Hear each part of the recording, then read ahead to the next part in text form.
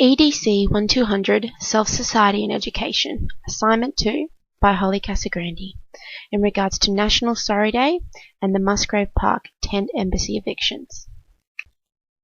The history of Indigenous Australians is thought to have spanned up to 80,000 years before European settlement, which occurred on the 26th of January 1788, and today this date is nationally recognised as Australia Day.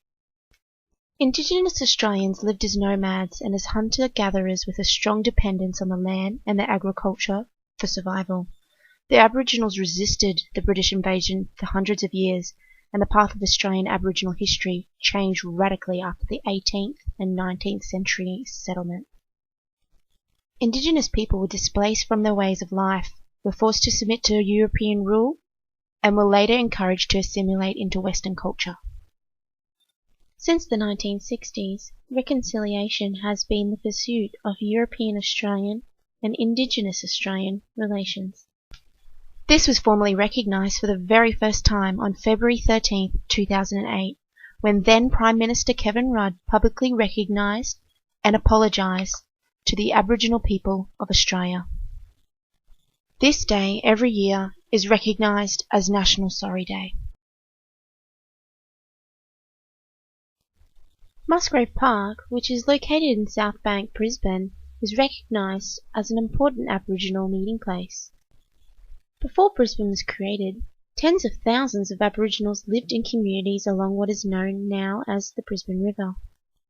The Aboriginal oral history has detailed this historical site to have once inhabited a Boora ring. This site, among others in southeast Queensland, provides the local Aboriginal community with a location of identity. In March of 2012, the park transformed into a temporary Aboriginal embassy, consisting of growing tent dwellings, which were accessible for all fellow Aboriginal custodians.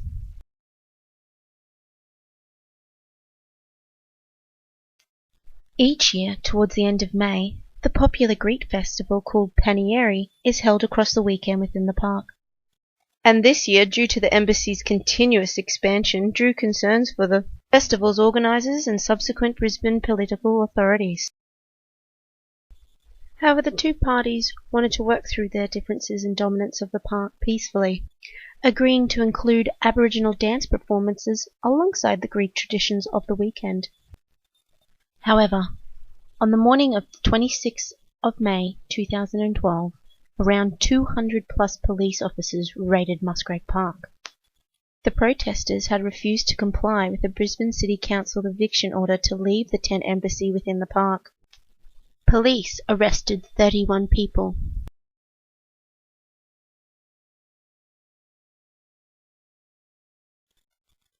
This immediately sparked outrage and disgust within the Aboriginal community. Elders and spokesmen for the tent embassy were told such police force would not occur, as prior negotiations between the two opposing parties guaranteed the promise for a peaceful protest. After this traumatic police raid, the embassy protesters took the march to Parliament House to ensure their voices were heard.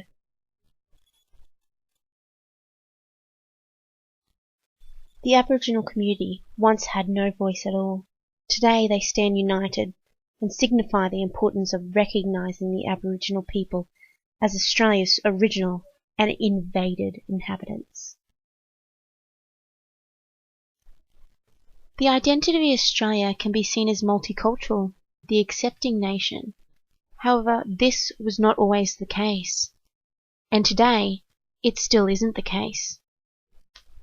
The identity of the other in regards to the recent event at Musgrave Park on May 16th refuels the attitudes of Aboriginals as the other, meaning in this case someone to be feared, valued less, and segregated. The goal of formalising National Sorry Day is to bridge the gap between Aboriginal and non-Aboriginal people, to accept the wrongs of our ancestors that segregated and displaced the natives of Australia because they were different and stood against the dominance of European progress, which was ultimately colonisation. In Australian public and private school classrooms, there is more than ever an abundance of different raced children. These children have their own discourse of identity, self, and culture. Difference needs to be embraced throughout schooling, and the primary years are significant years for teachers to incorporate learning units that embrace cultural difference and expel dominance of one particular worldview. As a pre-service teacher, one must understand that difference is not deficit, that difference is a reality of the world outside of school, and to ensure this is a realization of our students, they must firstly know what difference and dominance is. The use of this event at Musgrave Park can be an important example for students of a Year 4 classroom of the struggles that Aboriginals face and how the National Sorry Day recognised past wrongdoings against a very different and ancient culture. An example of introducing the effects of dominance on a different culture could be using a storybook such as Stolen Girl or Took the Children Away. These are resources that provide a great prelude to teaching children the significance of the stolen generation and the long-term negative effects it has on a culture's future. With that being said, many foreign children do not understand Australia's Aboriginal history. We must teach children of all nationalities the importance of voicing their opinions and standing up for difference. The children can be involved as a whole in creating a traditional Aboriginal Sorry Day painting, while also individually writing a letter to the school's principal regarding their feelings towards their understanding of Sorry Day from prior lessons. This can be a persuasive letter on how it is important to include a representative of the Aboriginal community to be invited to perform and present a traditional ceremony at the school. This will allow the children to present the collaborative artwork that they've created, which symbolises unity and understanding. Teachers need to be aware of the importance of creating an environment that is safe, secure, and supportive of difference. Difference is everywhere, and it is a racially charged reality that affects most people of difference. To ensure students within a school environment are given the best opportunities to be successful members of society in the future, they must be provided with a school environment that is just not a space, but a place, meaning somewhere they feel they belong. In doing this, they will understand themselves and all the different people that are part of daily life. In the past, schools were primarily accessible to white Australians, segregating the non-Australian people from the educational opportunities available since colonisation.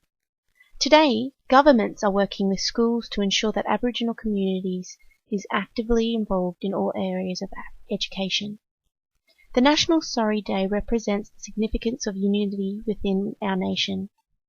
To work towards a nation of equality and positivity, events like that at Musgrave Park on May 16, 2012 underlines the ongoing efforts and attention that must be paid to sustaining a one nation for all, and that it is today's children that will be tomorrow's leaders who can further progress and ensure difference is not discriminated against.